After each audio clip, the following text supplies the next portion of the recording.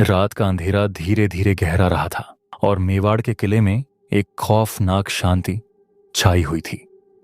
चांद की मध्यम रोशनी किले की दीवारों पर फैल रही थी और हवा में एक अजीब सी सिहरन महसूस हो रही थी।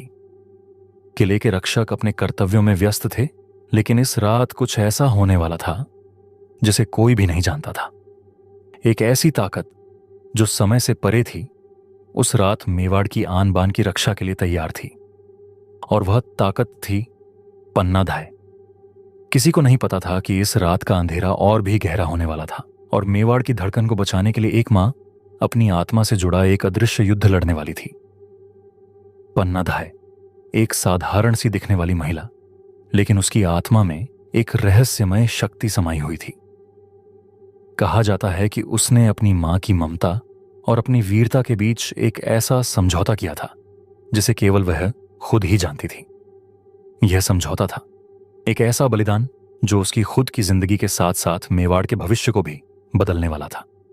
वह रात थी जब मेवाड़ के किले पर दुश्मन ने चुपके से हमला करने का मन बनाया था। चारों ओर घना अंधेरा था और किले की दीवारों के पीछे शत्रुओं के कदमों की आवाज गूंज रही थी। किले में एक भयावह खामोशी छाई हुई थी, लेकिन पन्नाधाय जानती थी कि कोई खतरा किले के दरवाजे से नहीं बल्कि भीतर से आ रहा है। उसके दिल की धड़कन तेज हो गई थी, क्योंकि उसकी आंखों में एक सपना था, एक सपना जो उसे कई रातों से परेशान कर रहा था।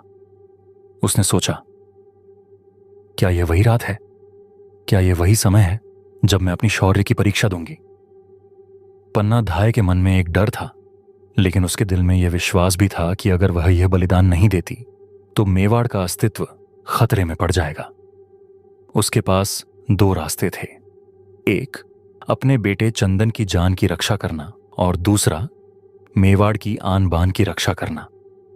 लेकिन वह जानती थी कि वह केवल एक ही रास्ता चुन सकती थी, क्योंकि अगर मेवाड़ की आन बान गई तो उसके बेटे का जीवन भी निरर्थक हो जाएगा। उस रात पन्नाधाय ने अपने बेटे को अपनी गोदी में लिया और उसने उदय सिंह के कपड़े पहनाकर किले के गहरे हिस्से में ले गई। उसके दिल में एक अजीब सी बेचैनी थी, जैसे कोई अनदेखी ताकत उसे देख रही हो।